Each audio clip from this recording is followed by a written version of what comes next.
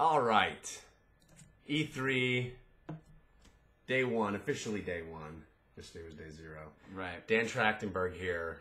He hung out with me all day. We did E3 together like the old days. We missed Alex. Yeah. Alex was not with us. Alex and Mike. And Mike, yeah, that's true. But I thought it would be fun to do E3 Day 1 wrap-up together, talk about the stuff that we saw. I'm going to start because before you even met up with me, This is your show. This is not my show. This is just a YouTube video. I mean, I backed you. I feel like this is the show. Is pretty much what it deserved to cube be. is right there. Yeah. It's very nice looking, guys. Okay. So I went to this Nintendo hands-on thing that was supposedly not a press conference, but was totally a press conference. Right.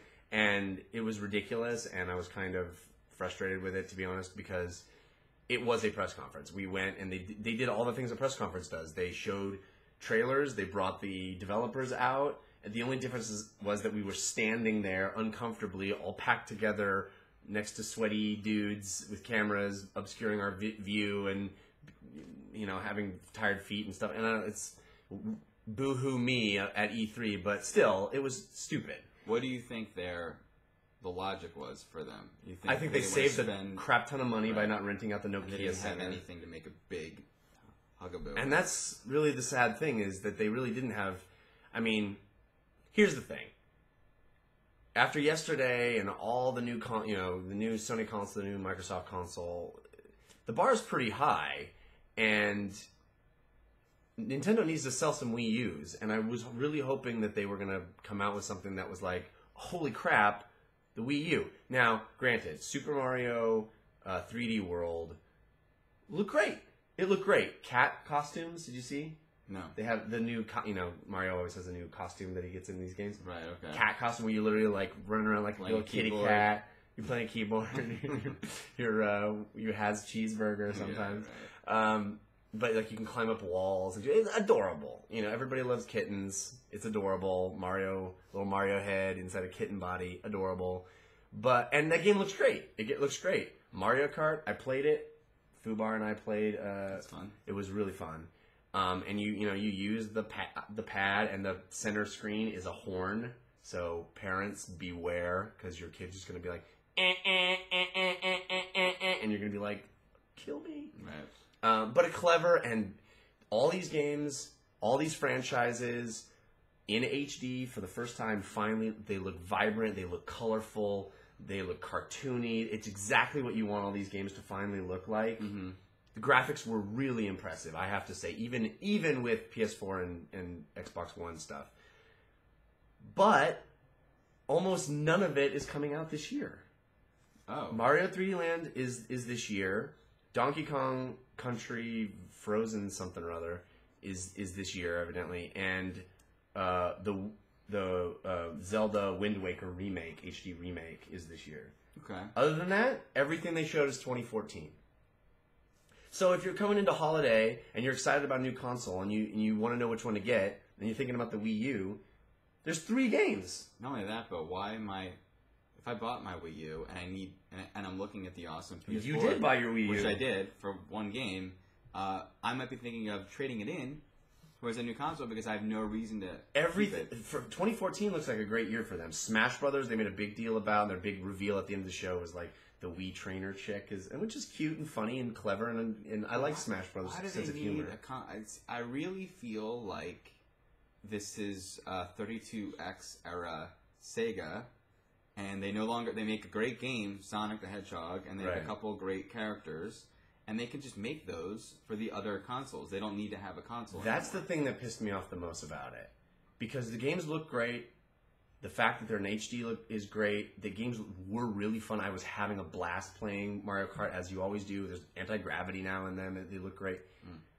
But you have a console whose claim to fame is this pad, and there was not a single game there that made it seem like, oh my gosh, it's so essential to have a pad. Or they also, this is their next gen console, and now they're for the hardcore gamer. Why can't they have an just like Microsoft has Titanfall and PlayStation has Last of Us or whatever. I mean, that's not. I mean, exclusive third party. Yeah, have an awesome third party hardcore game that is. Well, Bayonetta 2 was there, which is a pretty hardcore game, and again, 2014.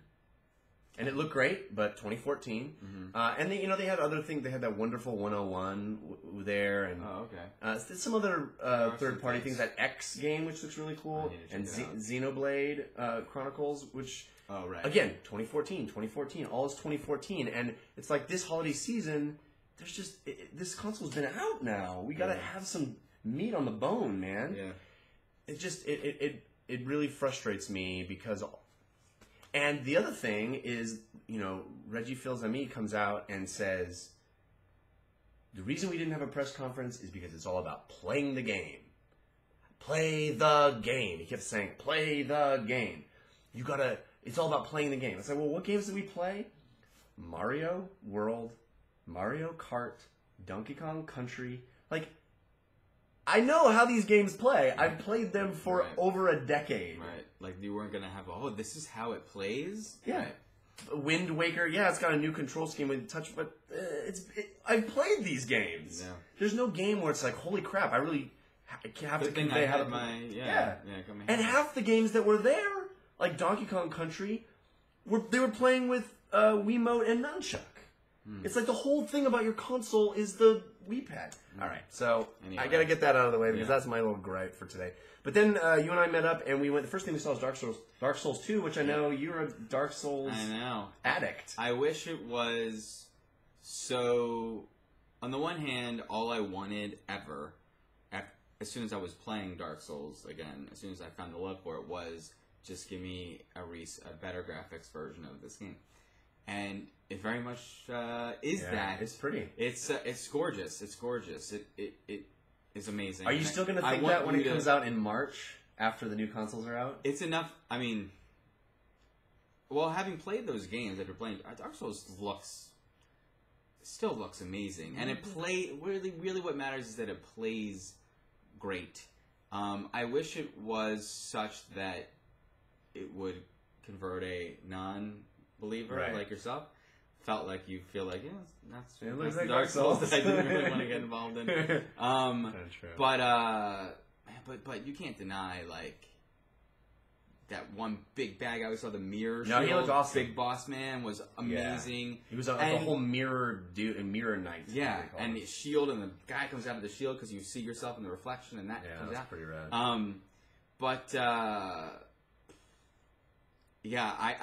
I would say to anyone who loves Dark Souls and Demon Souls and is worried that they're dumbing it down. Mm-hmm. They are not dumbing it down. No, he made a point to say it was a misnomer. It was a mistranslation that we were making it more accessible. They're not making the game more accessible. Right. And that we are going to get the same stuff that we love, just more of it and different. So he also seemed to sort of sideways say that there's like Demon Souls sequel that will be next gen. Yeah, he did say that. He was making great pains for us not to think that, but I think that's exactly what he was saying. Related to next gen Demon Souls 2. The interesting thing is Dark Souls is basically a reskin Demon Souls, and Dark Souls 2 looks like a reskin Dark Souls. So that's funny. But anyway, but you were excited, and I couldn't be more excited. All right, yeah. Then we went to a Microsoft weird thing that was all about the hardware that was like tech demos and stuff that was trying to convince us why the cloud is infinite. He said infinite power of the cloud about 1,000 times. 2 questions, right? There were just one guy asked 2 questions that were sort of interesting. Yeah. Kind of calling them out on stuff. What were they? I asked a question. You did too. Yours was great. What was yours? The guy asked... It was all about, like, how is the cloud going to allocate resources? Are we all using the same cloud or whatever? No, but he basically was saying, like, what happens if the internet goes down? I asked that. You asked that? It was a great question. Thank you. And he said you're still locally. It doesn't affect the gameplay. But it affects multiplayer games. It sounds like... How is that possible? Okay. If it's using the cloud to, like, do research... The demo that they showed was like the stuff that's close to you, the cloud is doing so that you don't have to worry about, like, it offloads all the power of the system to do other things. Yeah. But so if the cloud isn't working, how does... I don't understand. Well, okay, my mail's on the cloud right now. Oh, really? You're gonna compare it to your so mail? I don't get my mail, right? You know, and I'm bummed. And then I get my mail, and it's awesome. I'm so glad that it's all accessible on the cloud. I'm happier with it being on the cloud way more often than I'm upset that it's not on the cloud. Is my point. Right. The other thing I will say is when I'm like I download podcasts on my phone, and if I lose internet, I'm still listening because it's gotten enough of, and then I'll catch up to where I lost it. And by then, it's gotten an internet connection. You know what I mean? Like, But they're talking about having the cloud be doing computations for like AI, offloading AI computations. Right. So if like, do the enemies just get dumb for a little bit while you? I feel like I mean I hear what you're saying, but I know a lot about filmmaking, and there's a lot of questions that people could ask that are like. But like when you make a movie, you know, and I feel like it's like too much for me to even. Yeah. And I feel like they know they get it, and we're freaking they're like out. We're not idiots. We're not gonna let that happen. Right, it's not going to get dumped. All right, but let me ask you this question because we haven't even talked about this yet. How do you feel about all the DRM stuff? How do you feel about the always? Yeah, I wanted to comment on that because you know what's interesting is how we did the Toilet Rad show for 5.5 years would be impossible because it was, hey Dan, you play that game, hand me the disc. Oh, I play that game. I hand it just to Alex. True. He plays that game. We literally couldn't do that. That part of it's true. Now, in terms of the PlayStation versus Microsoft thing, in terms of $100 less, and although we have to pay for PlayStation Plus, so that's actually $50. And now today they're coming out with like, well, even the DRM, we're not going to impose anything on the third parties, so it's like they can do whatever they want, so it's a little wishy-washy there, too. And I want to point out, so you need to get PlayStation Plus to be online, which is fine, because you need to get Xbox Live, so that's sort of gold. Does math, but you do get Xbox Live Gold for free, we heard today. Now, there's all this buzz on the show floor, people, talking, and we heard you get a year of gold free with an Xbox One, which is pretty cool. Cool. So that math kind of... If true. Evens out, or it comes up that it's really a $50 price difference. I'm thrilled of the no DRM stuff. That sounds cool. But for it to be the reason why you get one system over the other, I wonder if we will laugh at that. Yeah, in 2 years from now, and we're like, remember when we cared about that, and remember when we thought it would be worse, and in fact, oh my God, aren't these games so much better because of the cloud thing? Yeah. My other thing is it not a 180-degree flop from when we first discussed Xbox 360 versus PlayStation, where wasn't PlayStation $100 more than Xbox 360? Or more than that? Yeah. And that's why they... How much more was it? It was $5.99, I think. And how much was Xbox 360? Yeah, I remember it was significant, and I couldn't and they were doing all things like, oh, well... just get a second job to get that was their big thing was like what people want the PlayStation 3, get a second job. So it's interesting that even though first of all they survived it, so Microsoft will clearly. I don't think anybody's worried about Microsoft surviving. Or not surviving, but they thrived. PlayStation thrived, but they clearly realized, oh my God, it's way better when you're on the other side of it. So I just don't think any of this is going to matter 2 years from now. Yeah, but I think this Christmas, it's going to be really interesting to see. Yeah, just like Microsoft had the edge that Christmas. Yeah. But over time, and I think that I feel like in general Sony has, because maybe because I'm not a Halo guy, Sony seems to have the better exclusives. Just in terms of, I'd rather have Uncharted over Halo. Right. And Last of Us, I'm assuming I'd rather have than other things. Just like Naughty Dog games. Yeah. Right. But there's some other... What are the other PlayStation? God of War you like. I like God of War. What about this? What were the exclusives from that press conference this year? Well, it's hard to know exactly all of the exclusives. It is hard to know, but there were a couple... The PlayStation Network indie games look great. Really, really great. But, yeah. I'll take a Journey and a Flower over... Transistor. Yeah. Oh man, those guys can do no wrong as far as I'm concerned. Anyway, so have you pre-ordered any of either? I pre-ordered PlayStation 4. Are you gonna get Xbox One? I'll probably I was gonna do both. I felt the urge last night to do the PlayStation 4 because it was $100 cheaper. You just totally no. You totally made your own words. No. But what I'm wondering is, do I need to pre-order it? I'm assuming yes. Or will I assuming not, there like will be Apple, will I not get it right away? I'm assuming that.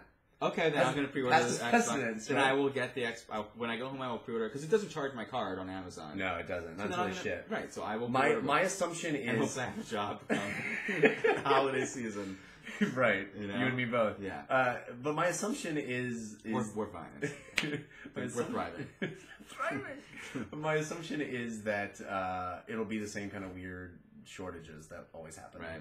But we didn't have Amazon in those days. it's true. So, okay, so there's that.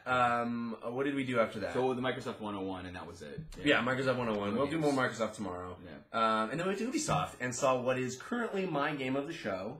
And I'm right there with you. The Division. Absolutely my game of show. Absolutely. And I loved what I saw in the press conference. They showed us that again behind closed doors, but they also showed us a little extra, which makes me love it even more because I had no idea that it's so ironic to me that Nintendo is like the console with the tablet built in, and yet all the other games are all about these tablet add-ons. Yeah. And the Division had this awesome tablet mode where if you remember from the presentation demo, there was like a little drone that came up. Well, somebody can control the drone on their tablet, and what you're looking at is real time of the game, doing all the stuff that they do in the game, all the players, all the explosions, wonderful 3D graphics on your tablet, and you're like giving guys buffs and dropping things down and tagging bad guys. It looked so rad, and they said you can do that like on the go. All you need is an internet connection. This is one of the best looking games we've seen. Definitely. And it's not just best looking. I mean, how many times have we talked about when we play MMOs? Like, what if we were just like in New York, you know, and like this world existed, and you're just trying to survive in it. This seems to deliver on that premise. Not only that, the combat looks fun, and I love that we're leveling in it, and oh my god, the like seeker mine, great ideas. Skills. And he had a skill. He had like it's like an MMO. They're strategically they're not calling it an MMO. They're calling it an online RPG. Yeah. Open world online RPG. Open world online RPG. I hope what that means is, as we were talking about, not unlike the game that I love, Dark Souls, the co-op and the PvP. Because what it can't be is what you saw in the demo where we're wandering around New York City and it feels stark and you're alone, just like in Dark Souls, you know. Yeah. But if it was an MMO, it'd be filled with a bunch of people. Hey, let's go! You know? Jumping up and down. Yeah, like exactly. Yeah. Everyone's going with the merchant, and you know. Yeah. So what I think it needs to be is an analog for what the chalk stuff is in Dark Souls, some sort of beacon or something in this game where if you're ready for co-op, you would plop down your beacon and then you can be joined either if you want co-op or PvP. You can proc something that lets people know that you're aggressive. Yeah. You mentioned the crew because we saw as well. It could work something like that.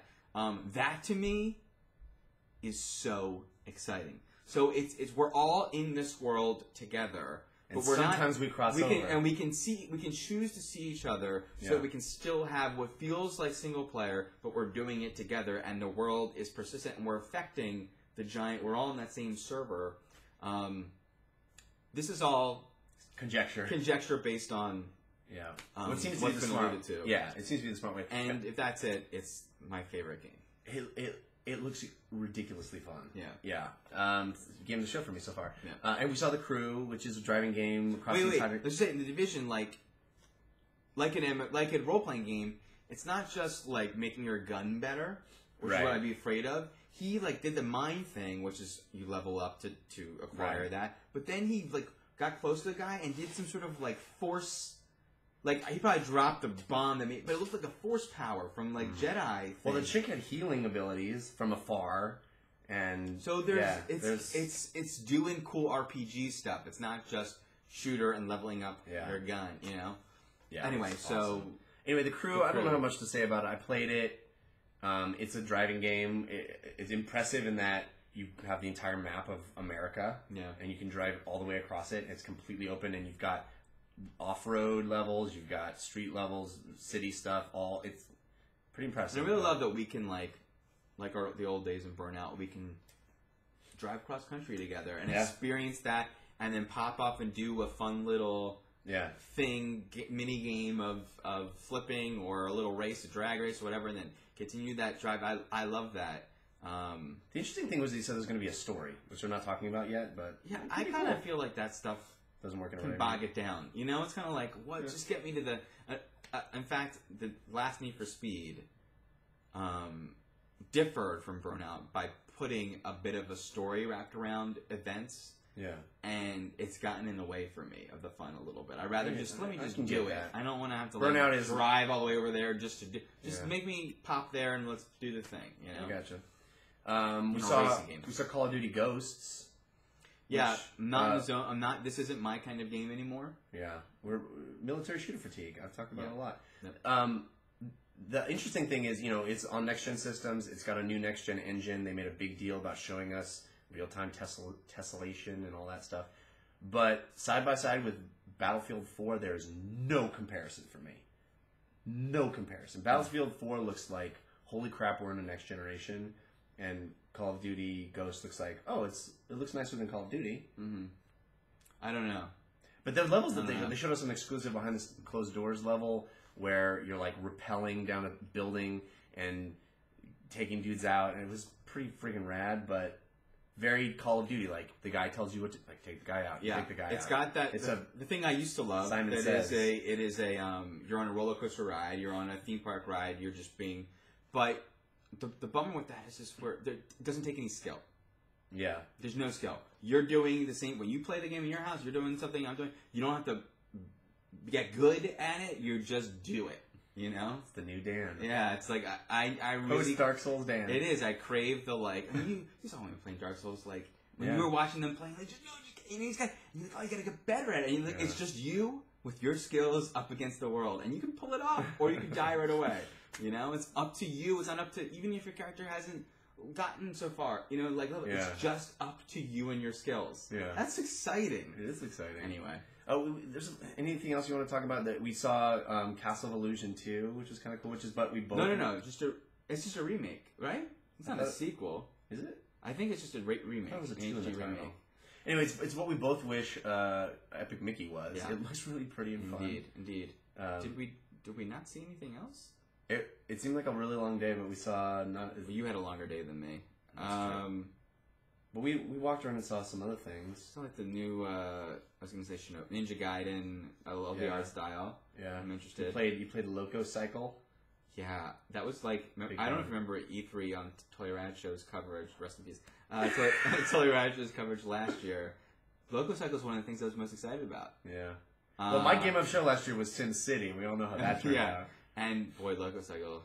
I just didn't get it. Yeah, maybe it's a clever idea, but it seems almost like an iPad game. It's like a constant runner that you're just like doing a few things. Yes, an endless runner. Yeah, endless runner for sure. So we don't have to rag on that. Well, we're doing tomorrow. Tomorrow's a big packed day. We got lots more games to talk about. Hopefully, Dan will come and hang out and talk. Indeed. Again tomorrow, and thanks guys for tuning in and. Until next time, we're not going to do anything like that. We don't do that. We don't do that. That's not the show. I'm going to just... N-L. Is that what we do now? I'm going to awkwardly find the... Is that the V? That's the V. It's an 8. It's clearly an 8. All right. Later.